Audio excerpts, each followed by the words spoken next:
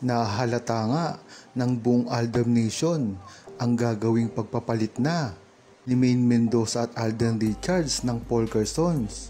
Ito ay isang sabihin at masoko ang ginagawa ngayon ni Maine Mendoza at Alden Richards sa likod ng kamera. Aniya sa nasoko ng Aldab Nation dahil ito sa mga walang tigil na pangbabas sa kanila at hindi na nila makontrol ito. Kaya ang bubulaga na lang sa kanila ay ang paggamit ni Maine Mendoza at Alden Richards ng Polkersons. Ayon kay Ina, dapat lang nagamitin na nila yan. Dapat kasi dati pa yan sa mga documents ni Alden Richards at Maine Mendoza. Nakikita na yan sa publiko na yan naman talaga ang ginagamit nila. Kaya dapat ay hindi na sila magdalawang isip kung talagang gagamitin ba nila iyan. Tama nga yung sinabi mo, Ina. Marami na rin kasi ang mga resibo na nagpapatunay ang paggamit mismo ni Maine Mendoza sa Polkersons. Ito ay sa mga akdo niya. Nakikita rin ito sa bangko na nakita na sila ay magkasama. At ang mas malakas pang ebidensya dito ay ang invitation na ginawang umanong kasal nila sa kalye-serye. Ang tunay na kasal pagkatapos nito. Kaya dapat nga na talagang hindi na sila magdalawang isip pa at gamitin na nila kung ano talaga ang nararapat na gamitin. Ang sa gayon ay matahimik na kung ano man ang sarswela na bumabalot sa kanila. Pagkatapos ngang magsama ni Maine Mendoza at Alden Richards, kabi-kabila ang mga nagsulputan ng mga resibo patungkol sa kanilang dalawa.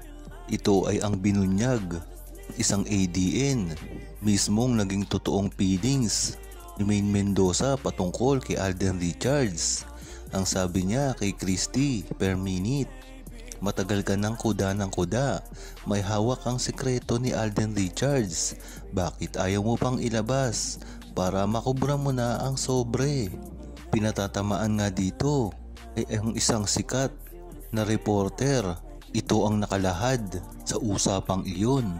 Pati ang pagsusulatan nilang dalawa ay totoo raw, kahit bahagi lamang iyon ng kwento sa kalye-serye. Ayaw nga lang nilang isapubliko pa ang ibang sulat na ibinibigay nila sa isa't isa. Kung matatandaan nyo kasi, na totoo ang ginagawang sulat ni Maine Mendoza at Alden Richards at hindi nila ito ibinabahagi sa publiko. At matatandaan nyo, pinost pa mismo ni Maine Mendoza ang sulat sa kanya ni Alden Richards, ngunit hindi niya ito binabasa. Sinasabi man lang sa kanyang mga katrabaho. Dagdag pa ni Maine, kahit part siya ng kalye-serye, yung isinusulat namin doon, as in sa amin talaga yon. At dagdag naman ni Alden, basta ito po, what you see is what you get. At sinagot naman ito ni Maine, sa akin ganun din po, kasi kung ano man ang nakikita nila ay yun na po. Wala naman talaga po kasi kaming itinatago, kung ano ang nakikita nila on cam, yun din po ang off cam. Dagdag pa ni Alden, kasi po kung ano man yung mga nagmamanifest, pag magkasama kami, mahirap pong pikein yun. Especially si Maine na hindi naman siya showbiz. Yan nga ang binitawan ng mga salita ni Maine Mendoza at Alden Richards na galing mismo sa kanilang bibig. Sunod-sunod nga ang balita tungkol sa magagandang pangyayari tungkol kay Alden Richards at Maine Mendoza.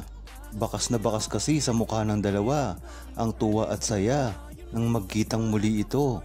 Itbulaga, marami rin kasing misteryo ang bumabalot sa dalawa. Ngunit ang alam ng Aldab Nation ay lagi-lagi namang magkasama si Maine Mendoza at Alden Richards pagkatapos ng kanilang mga trabaho. Siguro nga ay tuwang-tuwa lang sila dahil kasama na naman nila ang kanilang mga dabarkads. At meron talaga silang history na kasama ang mga gumaganap sa kalye-serye dahil doon nagsimula ang kanilang pagkakilala. Sabi ni Ente, tuwang-tuwa talaga ang buong Aldab Nation dahil kitang-kita natin na talagang naninira lang ang mga Armin dahil sinasabi nila na hindi na raw magkakasama si Maine Mendoza at Alden Richards dahil sa ayaw na netong dalawa. Ngunit bakit ganito ang nangyayari ngayon? Mas lalo pa natili ang sweetness nila na parang wala namang nangyari. Nagpapatunay lamang dito na talagang magkasama si Maine Mendoza at Alden Richards sa labas ng Itbulaga. Maganda na rin ngayon at wala ng kuda ang mga bashers at mga naninira kay Maine Mendoza at Alden Richards dahil naghahanap na naman ang mga army ng ibabato at ipupukol kay Maine Mendoza at Alden Richards. Alam naman natin talaga ang taktikang ito, kaya sa ngayon ay pinagtatawanan lamang ng Aldab Nation kung ano man ang gagawin na susunod na paninira ng mga army. Sa simula pa nga lang, cancel na kagad ang binabataw nila. Sa simula pa nga lang ay cancel culture na ang ibinibitaw nila kay Alden Richards dahil sa pagka-sweet niya kay Maine Mendoza. Kahit kasi anong paraan ay ipinapakita ni Alden Richards kung gaano talaga siya ka-sweet kay Maine Mendoza at hindi ito scripted dahil marami na rin nakapagpapatunay na talagang totoo ang nararamdaman ni Alden Richards at Maine Mendoza na isa't isa. Ito nga ang nakita sa isang larawan nila ni Black and Yellow. Sobrang sweet ni RJ kay Maine. Nag-duet sila ng panay nakakapalupot. Buntis na pala dito ang misis. Ito ang mga panahon na hindi pa nagkakaproblema at wala pang sarswela. Aldab Nation at ang Itbulaga.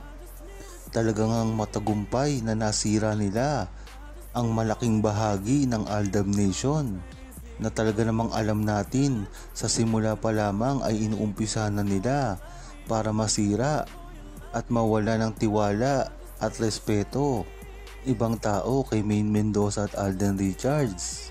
Sa simula pa lang kasi ng 2015 wala pa silang problema, wala pang sarswela, ay talagang masusi ng nisira si Maine Mendoza at Alden Richards at ito ay nagtagumpay. Ngunit ang mahalaga dito ay tiwala pa rin tayo kay Maine Mendoza at Alden Richards at hindi ito mababago. Iba nga talaga kung mambakod si Tisoy dahil sa lahat na lamang ng galaw ni Maine Mendoza ay laging naroon siya at laging nakatutok na parang ayaw na merong makadikit. Yan naman talaga ang gusto ng Aldab Nation pagdating kay Alden Richards. Ang talagang protektado si Maine Mendoza at parang pinaalam sa publiko na wala nang maaaring makalapit pa kay Maine Mendoza. Talaga nga namang napakaganda ng ginagawa ni Alden Richards. Huwag kalimutang mag-subscribe, comment at i-like ang video na ito. Thanks for watching!